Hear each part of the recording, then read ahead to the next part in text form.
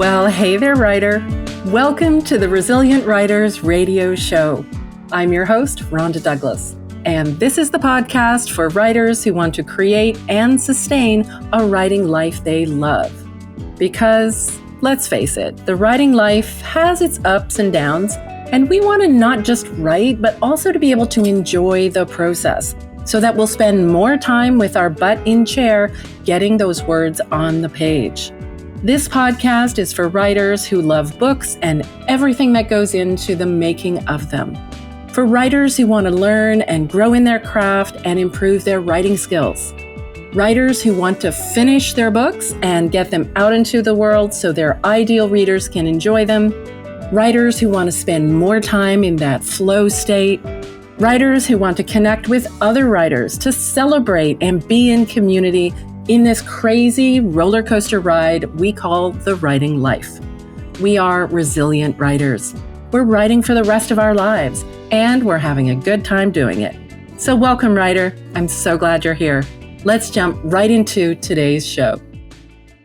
Hey there, writer. Welcome back to another episode of the Resilient Writers Radio Show. I'm here today with A.L. Sinclair, and she is a recovering lawyer, author, and lifelong voracious reader. She's been writing stories since she can remember, and her first novel published in her school library when she was 11. And today she writes dark fantasy, blending a love for medieval history, mythology, and all things fantastical. She's drawn to stories that explore power, identity, and the forces that shape us, all through a feminist lens. She has a background in law, sustainability, and somatic healing. She lives in Perth, Western Australia, on Wajik Noongar country. I think I've said this right. And two very well-traveled cats who've crossed continents with her. And she's represented by Rose Conway at the Confluence Literary Agency. Welcome, Amanda. Thank you for having me, Rhonda. It's so lovely to be with you. So, how is it that you got into writing Gothic, dark fantasy, let's say, dark Gothic fantasy? Yeah. I have always been drawn to more of the dark side of fantasy because I think it explores our psychology a little bit more. And it's such a beautiful way to analyze and assess the paradigms within which we Yeah. live. Okay. And I find it really empowering to just be able to use a fantastical world so it's not as confronting. Because sometimes, Right. we're living with the day to day and we're seeing the news. But Yeah. being able to go into a fantasy era and kind of explore that in more depth and understand the psychology behind why people do the things they do and what drives people, Mm. that's just something that I've always loved. And so getting Okay. to write that has been incredibly freeing. Yeah. Love that. So, are your books, I'm guessing so we have your debut novel is a historical fantasy, The Witch Queen's Gambit, and you say it's a sharp, sensual, and subversive Anne Boleyn retelling. Love Yes. that. And so it's blending historical revisionism, myth, queer romance, and witchcraft into a story about power, pleasure, and feminine rage. Love, love, love. Must get. I need a copy for me. I need a copy for my daughter. So why Anne Boleyn? Like, why retell that story, which is probably like one of the more well-known stories in history, right? It is, and it's one that is very popular at the moment. We've got the beheading game, and another one that is completely escaping my mind right now. But we've got a few stories about Anne Boleyn that are coming out, and I think it's really a reflection of what we're seeing in the political landscape in terms of the rights of women slowly being eroded. And Mm, what really drew me to Anne is that her story isn't that different from a story that we're seeing playing out today. She was a mm, very savvy, politically astute woman who was hmm driving reforms and change in a era where men had all the power. mm, And the reason she was persecuted the way she was, I mean, historical evidence shows today that none of the charges against her were in any way corroborated by fact. hmm There was definitely a witch hunt for lack Hmm. of a better term, against her. And we see that happening today as well. Like in Australia, we had a situation where our Prime Minister, Julia Gillard, a few years ago was literally our opposition leader was standing in front of a placard which says "Ditch the witch." And can you imagine that's happening in like 2017? Oh my And he God. won. He won the election. Like so we've seen the same narrative happen over and over again. And though Anne wasn't actually charged with witchcraft officially, they did spread rumors about her being a witch and having a sixth finger, and that was a sign of her Yeah. witchiness and that she was seduced Henry. And Yeah. so there's this like constant rhetoric from the patriarchy that uses a woman's sexuality, her power, her understanding of the world, and then uses that to frame her as a villain. And Right. what I thought in this moment was, if you wanted a villain, I will give you a villain that you will root for. And so I took all of those rumors and all of the narrative and the mythology that they'd made about Anne and the story that, the patriarchy tried to frame her as this villainous, scheming witch. And I made her into one that I think the audience, and certainly from the feedback, is actually Mm. really wanting to win. So it's almost like flipping the narrative and saying, if you want to see what a villain can do, let me show you. And that's Yeah. really where Anne came from, for my Anne. Wow. And are you writing, so it's dark fantasy and it's a little sexy. It So, is, yes. So there yeah. is an exploration of pleasure, and it does look at issues of consent and, like where do we draw the line between doing what we need to do for to survive, and where do we draw the line between our morality? So you get these ideas of exploring power dynamics in this novel, and then Mm, you also see a more healthy version of, sensual love and acceptance and consent as well. So okay.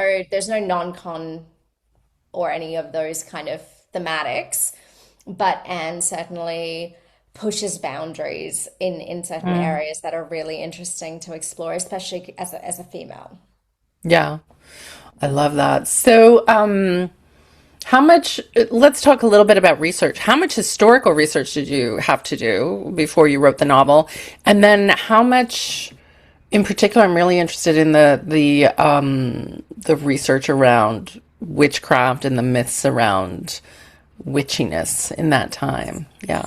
Well, I am a witch. I've been a witch for like 27 years. So there wasn't that much research on that particular aspect because it's coming from real life experience. Okay. But in terms of the historical research, there was a lot that I needed to do. I've always been a huge fan of medieval history. Specifically, I'm a Plantagenet fan, so 14th Yeah. century history is my like baby. This like kind of stretched me a little bit more into the Tudor history, but I do have a little bit of experience in that area, so it wasn't going completely outside of the realm of my personal interest, and so I already had a lot of background knowledge, which really helped. It also Hmm. helped that this is a historical fantasy, so I could stretch Yeah. reality a bit to fit the context of what I was playing with. So whilst a lot of the figures in there are historically accurate, um, what they do and how they're presented is very much like me expanding my world. For example, Anne was a very religious, very devoutly religious woman, whereas in mine, she's a lot more subversive around religion.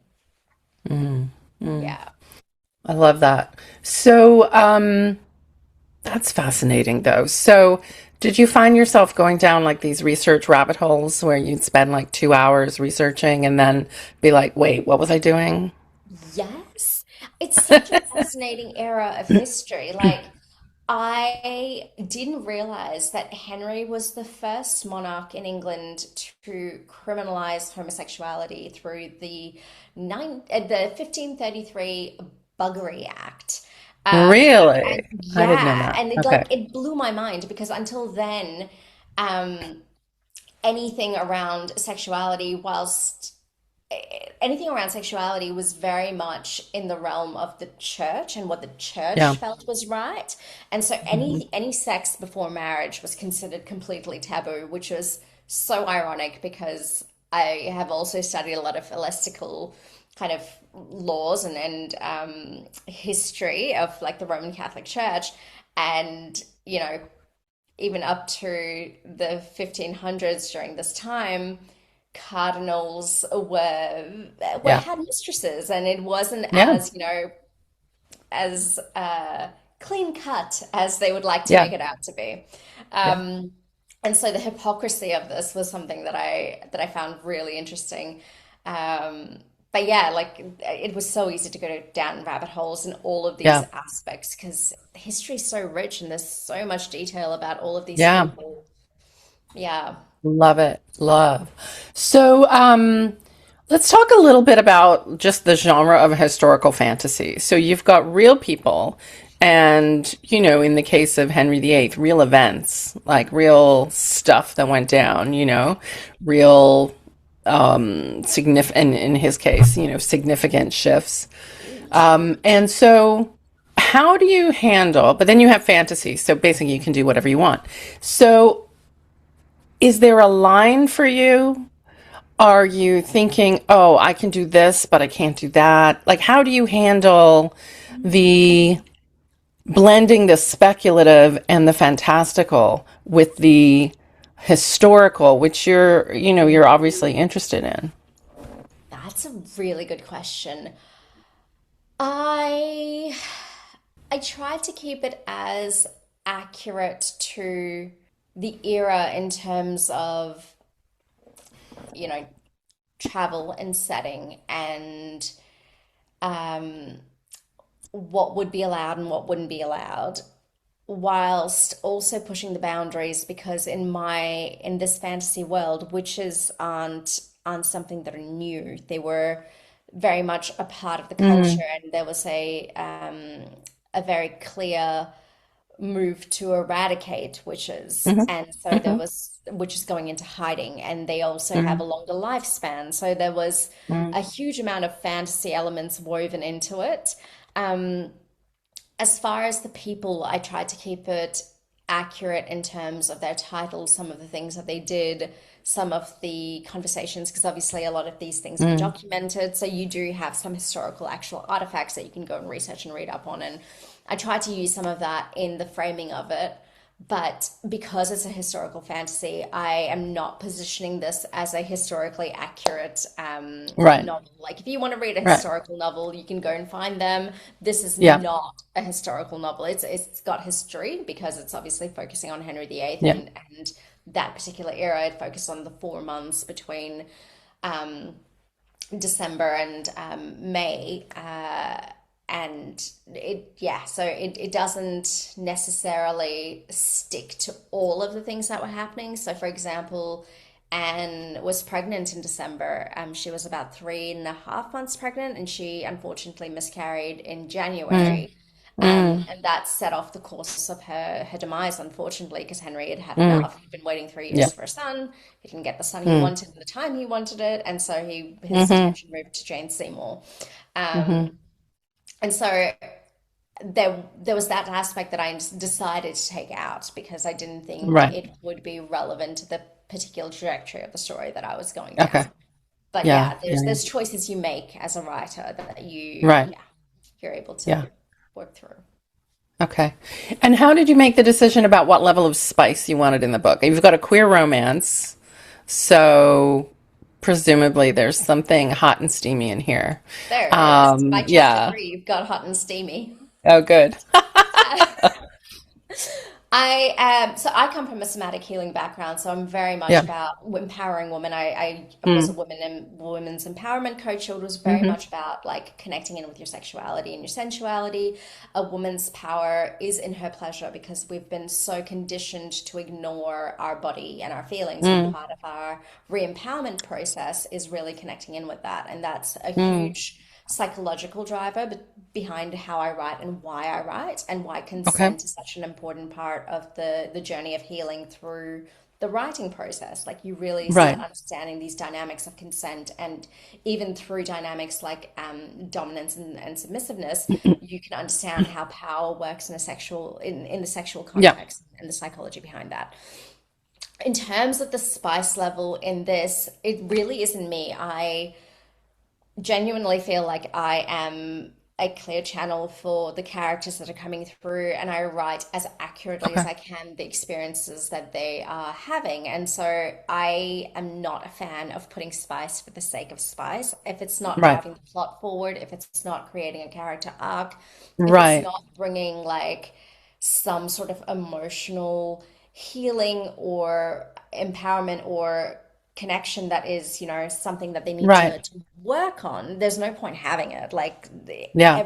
everything in there is driving towards the end result of the novel.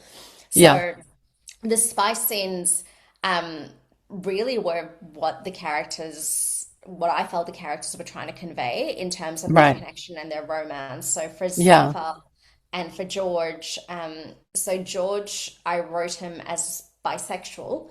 He came to me as Okay. bisexual. I never decided he was going to be bisexual. Yeah. When his character came through, it was very clear that he was bisexual, and so that's how I wrote him.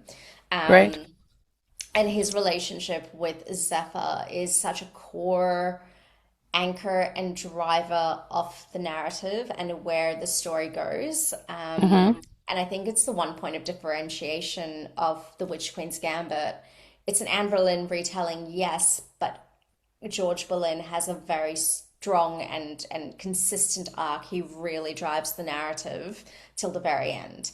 Okay. And I think that's really important because George, as a historical figure, was actually such an incredible personality. He was a Mm. poet. He was compared to Chaucer.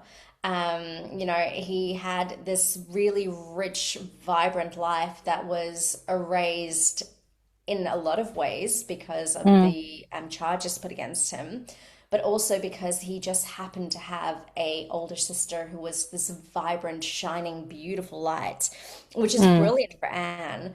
But he was always in her shadow, and I felt like this time he kind of comes in and he's such a support for her. He's such a backing Mm. for her. It just goes to show Hmm. how the masculine can really support the feminine in a lot of Hmm. ways. Um, and I think that was such a beautiful dynamic that I got to explore as well. Mm. Mm. Yeah. Yeah, I really love that. I think that, I love a good spicy scene, but what you say about, let it be part of the story, let it be central to the characters and who they are and how the story is moving forward. Yeah, love that. So, can I ask you a little bit about your own process? Where does a story start for you? Like, do you just have like witchy Anne Boleyn, like, boom, there she is? Or was it George? Like, does it start with a character? Does it start with a place? Does it start with, what if I mashed up this with this? Like, where do things start for you? Yeah, for me, it's the character. It's Okay. very much the character. George was the first character that came to me, and so this particular book, I was actually I wrote a book before this called A Song of Stars, and that's the book that was on out on query. So I was querying Hmm. a different book. But the whole historical background of that book that I was querying started with this particular moment in time. So I knew the historical background was this particular moment in time where Anne overthrew Henry, and that changed the course of the world that existed and what we were living in. And so the book that I was querying at the time was that. And I started writing this because I just needed to get my head out of the query trenches. It's Yeah, brutal. it is brutal. That's true. Yes. Um, and so I wrote this book because it was this exploration of how did that whole historical incident happen. Yeah. And the main character of that book is Zephyr of the Song of Stars, and so I knew that he played a vital role in Anne becoming powerful and the Boleyns Okay. becoming a dynasty in the Mhm. world. And so when I started tuning into that, George was the first character who came up to me. and it was Okay. his story. And so I just Okay. started like writing it, and it flowed so clearly. His voice was so clear. His agony and his like wretchedness about the decision he had to make in this particular moment to drive the story forward was so powerful and so strong. Like I could feel it in my body, and so I just started writing it. Mm, So it's always the characters that come through first, okay. and then it's really for me it's about like connecting in with what do they want? What is their Mm, motivation in this scene? What mm, are they trying to get out of this? Like what hmm. is driving them? And then what changes? And how does Yeah. that change through the course of their interactions with people? Right. Um, I think human relationships are so Mm, important, and in a world where we're moving towards more isolationism, a little bit mm, more, lack of connection or social hmm. isolation, or even in a world where there's more and more AI and people are finding Hmm. fortunate connections through because they can't connect with humans, they're connecting with computers. Like there's Hmm. this thing Yeah. of there's this beauty about relationships that I feel like we're at risk of losing. And Mm, so for me, writing is really about connecting in with those relationships. mm, mm. Um, how do you get the writing done? So I'm assuming, like everybody else, you have a busy life, right? We've got to make a living, groceries in the fridge, toilet paper in the bathroom. How do you get the writing done? Yeah. I set aside time. So I do have a busy life. I have a full-time job. I have family commitments, but I also know that this is something that I love. Even if I never get any of my books sold, Right. I need to do this. This writing is who I am. And Yeah. so I set aside time every morning. I have about 2.5 hours before I need to start my day where I can write. That Okay. does mean I get So do you up get up early? I get up really early. I'm up at Okay. 4. Yeah. Oh, wow. That's dedication. Yeah. When I'm in the middle of drafting, so I'm currently drafting a new novel that I'm hoping to get out on submission towards the end of the year with my agent. And so I'm just really, and plus it's a really fun novel to write, and so I'm really inspired to get up and actually Yeah. write it. But I also spend a lot of time on the weekends doing it. So it does take priority over household chores. It does take Yeah. priority over me socializing. So Yeah. I do sometimes decline an event if I just know Mm. that I need to get a certain amount of stuff done. Yeah. It is what I prioritize, and it's something that I don't feel like it's a sacrifice necessarily all the time, although it can be really hard to say no to things that you really want to go and do. Yeah. Um, but this is something that I need to do. So, Mm. Yeah. yeah. So tell me a little bit about your publishing journey. You mentioned querying the previous book, which now sounds like a bit of a prequel, honestly. So tell me about your publishing journey, because querying is hard. How do you stay in it and be like, I just got 50 rejections, let me go for 51? How do you do that? There was over 200 rejections on that book. Um, Wow. so I think one thing you need to realize is it's not personal. For Mm, one, it is a very subjective field. So mm, I had queried the Witch Queen's Gambit. I had my offer, but there were still pending like initial query letters out, so I hadn't gotten mhm. requests. And even after I got my offer and signed my agent, I've been getting like rejections coming through every once in a while. Just Right. knowing it's not my voice. And so you can tell, like, I've got an agent, I'm signed, I've got another book Yeah. on the way. And you're still like gonna have people that are like, oh, it's not really for me. And that's not a personal thing, right? Like, there's some Mm, excellent books out there that just mm, aren't for me. And yeah. so I think learning how not to take it personally and really developing the resilience to Yeah. deal with rejection.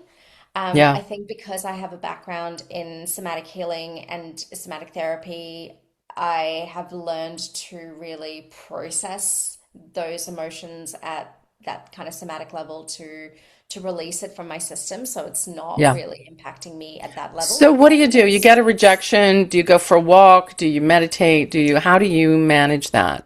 for Because it hurts, me, right? it It does kind of hurt stings a every little bit. Yeah. time. Yeah. Every time. Um, I think really sitting with the rejection and allowing yourself to feel the emotion, Mm. that's something not nobody's really comfortable with. They're not comfortable with Yeah. sitting with how rejection feels in your system because it Yeah. hurts, right? Like, Yeah. but can you just breathe with it? Can you welcome the part of you, the inner child that is experiencing probably something from the past in that moment of Mm. this present rejection? Because that's usually what's happening, is we're Mm. conflating the current no with things that have told us we're not good enough, we're never going to do the thing, our dreams Yeah. aren't valid. Like there's so Yeah. many stories that we have, and I think it hurts more because we're conflating the one no with all of these past no's that we've experienced. And so Oh, being that's able so to really true. sit with Yes, absolutely. Yes. right, like can you sit Yeah. with that? And so I think that's been really helpful. Um, Also just making time for that part of yourself that feels really wounded in that moment Mm. because Mm. it it doesn't stop hurting. Yeah. I recently received a rejection on a submission, so my current book is out on submission with editors.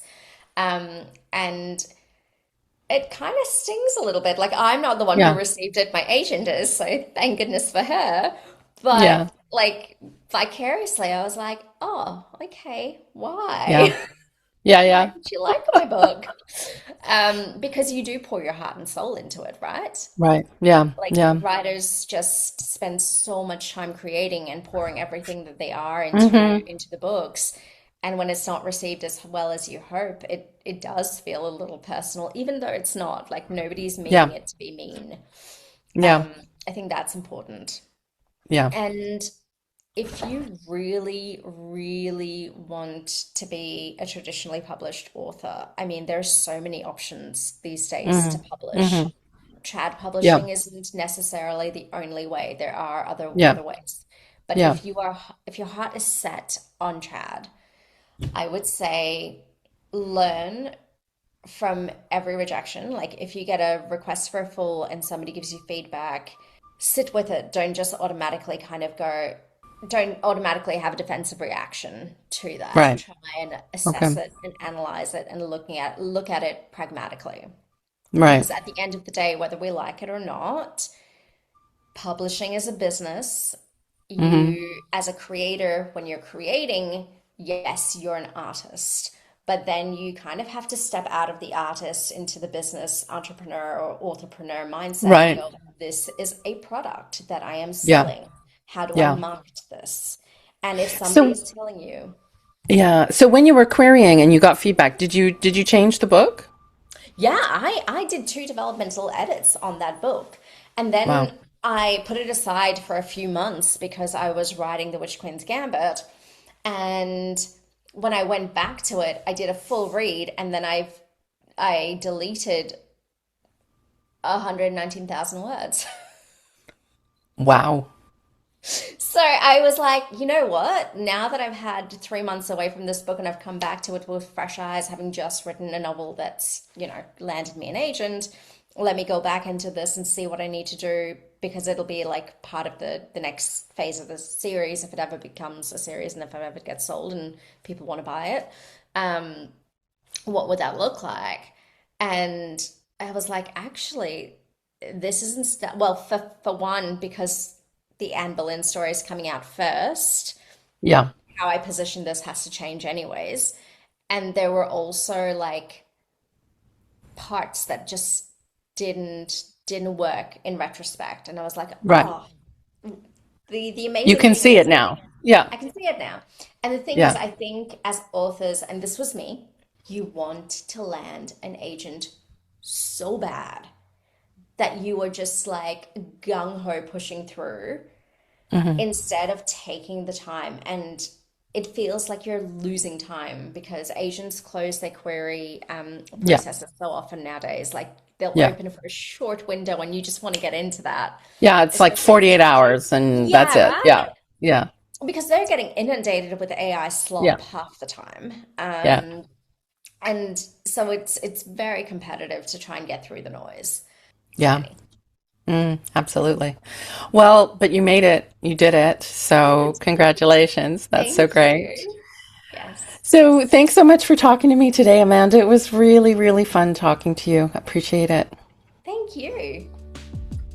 Thanks so much for hanging out with me today and for listening all the way to the end. I hope you enjoyed today's episode of the Resilient Writers Radio Show. While you're here, I would really appreciate it if you'd consider leaving a rating and review of the show. You can do that in whatever app you're using to listen to the show right now, and it just takes a few minutes. Your ratings and reviews tell the podcast algorithm gods that yes, this is a great show. Definitely recommend it to other writers. And that will help us reach new listeners who might need a boost in their writing lives today as well. So please take a moment and leave a review. I'd really appreciate it, and I promise to read every single one. Thank you so much.